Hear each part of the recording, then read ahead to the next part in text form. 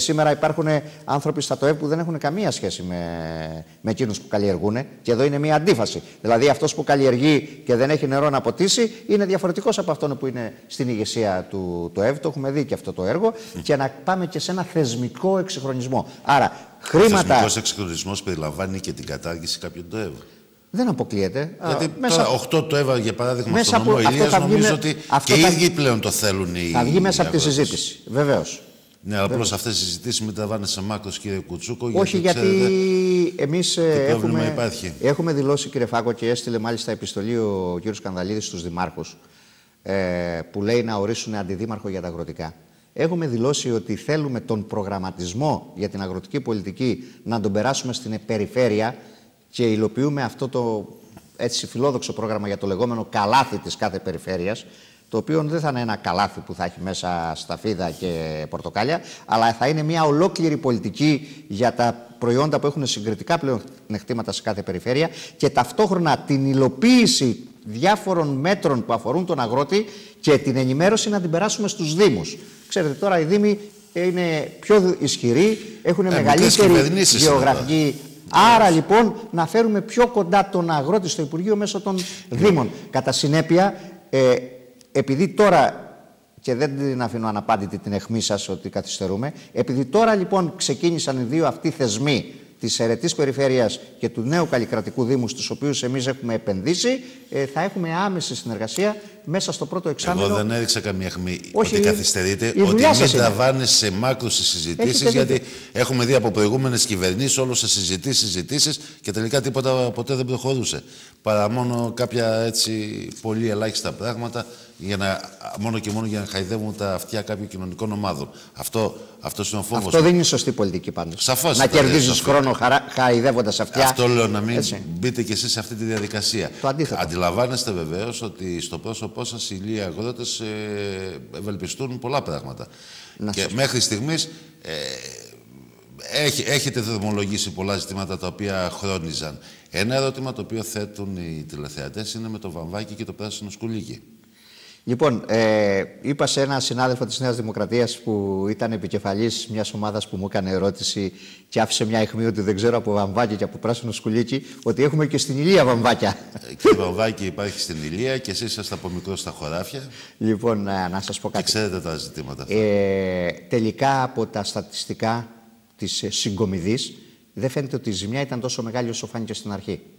Έχουμε ανακοινώσει ότι με το τέλος της περίοδου συγκομιδής που είναι το Γενάρη και από την ώρα που έχουμε όλα τα στοιχεία στα χέρια μας θα ανακοινώσουμε τον ακριβή τρόπο με τον οποίο θα αποζημιωθούν οι αγρότες. Πρέπει να σας πω, κύριε Φάκο, ότι υπάρχουν περιοχές με πολύ μεγάλες ζημιές, δηλαδή που υπερβαίνουν το 50-60% και περιοχές. Στη Βόρεια Ελλάδα κυρίως. Στις Σέρρες και στη Θεσσαλονίκη, περιοχές που δεν έχουν τόσο μεγάλες ζημιές όπως είναι η Θεσσαλία. Και πρέπει να σας πω ότι φέτος το βαμβάκι είχε τριπλάσιες τιμές και η δικιά μας περιοχή εδώ, η Αγουλίτσα, που είχε σημαντικές ζημιές. Άρα λοιπόν σε 10-15 μέρες θα είναι οριστικές οι αποφάσεις μας και θα ξέρουν οι παραγωγοί πώς θα αποζημιωθούν. Να κάνω ακόμη ένα ερώτημα, φεύγοντας από τα αγροτικά ζητήματα τα οποία δεν εξαντλούνται σαφέστατα. Προφανώς δεν εξαντλούνται. 15 λεπτά. Δίνετε όμως το στίγμα των ενεργειών σας.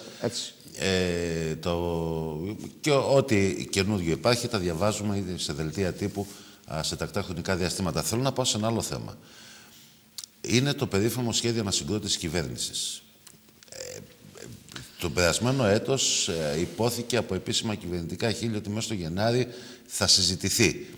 Τώρα πάλι βλέπω να υπάρχει μια δυστοκία, να το πω, όχι ένα μεγάλο ενδιαφέρον με βάση αυτά τα οποία και ο Γιώργος ο Παπανδρέου είπε την πρώτη εβδομάδα που είχε εκλεγεί και ήρθε στην Αρχαία Ολυμπία και οι υπουργοί που τον ακολούθησαν και αυτά τα οποία έλεγαν κυβερνητικοί αξιωματούχοι πριν από λίγους μήνες, ότι μέσα στο Γενάρη θα λυθεί το θέμα αυτό, θα το φέρουμε στη Βουλή για ψήφιση.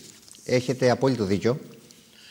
Έχω πει κι άλλη φορά δημόσια και στην εκπομπή σας ότι υπάρχει σημαντική καθυστέρηση που όμως δικαιολογείται γιατί άλλα κλήθηκε και άλλα είχε προγραμματίσει και άλλα κλήθηκε να κάνει η κυβέρνηση και μάλιστα πράγματα που ούτε καταφανταζότανε.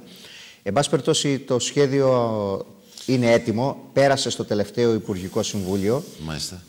Και στην συνομιλία που είχα χτες με τον κύριο Ραγκούση, ανταλλάσσοντας ευχές για την ονομαστική μας εορτή, μια και είναι αυτός που έχει την νομοθετική πρωτοβουλία, με ενημέρωσε ότι θα κατατεθεί και θα συζητηθεί με τα νομοσχέδια που έχουν πάρει σειρά.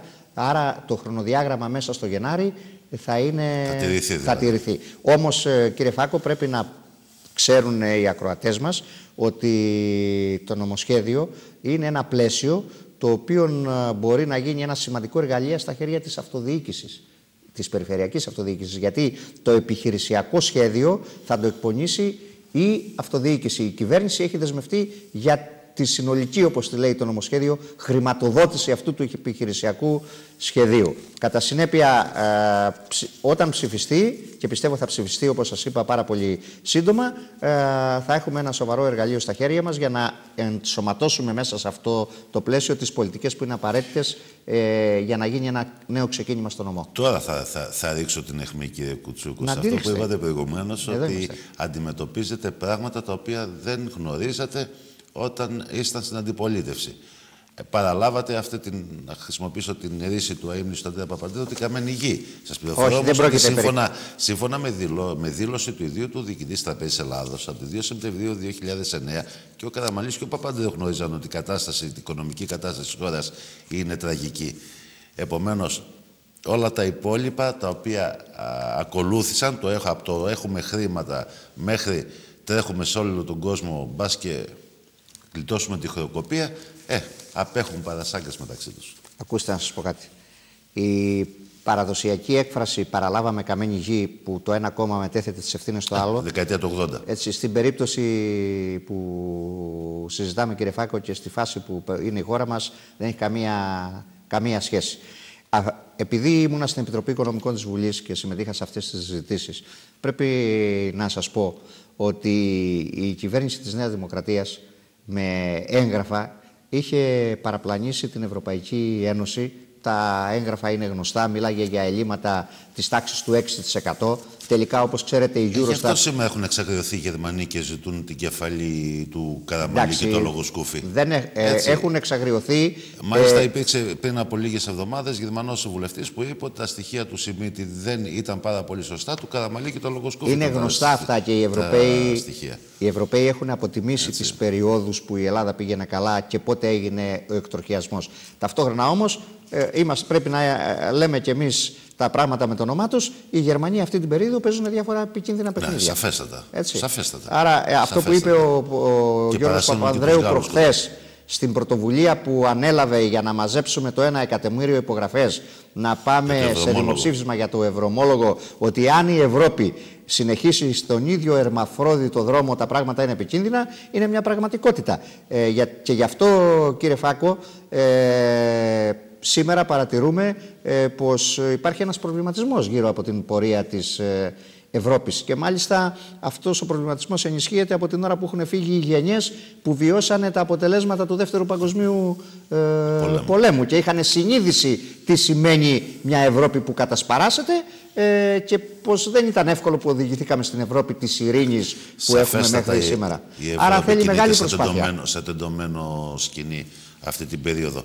Σας ευχαριστώ πολύ για την παρουσία σας. Ανοίξαμε και πολλά πάλι θέματα. Καλή χρονιά στον χρόνο που μπορούσαμε να τα ανοίξουμε. Να είστε καλά. Να είστε καλά. Ευχαριστώ και καλή δύναμη και σε εσάς και καλές εκπομπές και ειδήσεις. Και εσείς θα τη χρειαστείτε περισσότερο από εμάς, μου φαίνεται. Να είστε καλά, κύριε Κουτσούκου. Ευχαριστώ.